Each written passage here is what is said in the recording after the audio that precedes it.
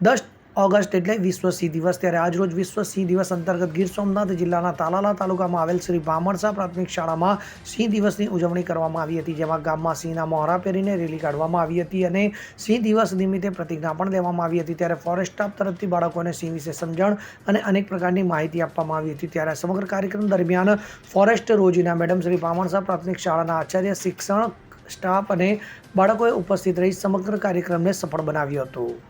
જગદીશ અર્ધવ્યૂહ સાથે CN24 news, Talala. હવે જુઓ દેશ દુનિયાની તમામ ખબરો તમારી આંગળીના ટેરવે। ઉઠાવો મોબાઈલ અને ગૂગલ પ્લે સ્ટોર પરથી ડાઉનલોડ કરો અમારી CN24 ન્યૂઝ મોબાઈલ એપ।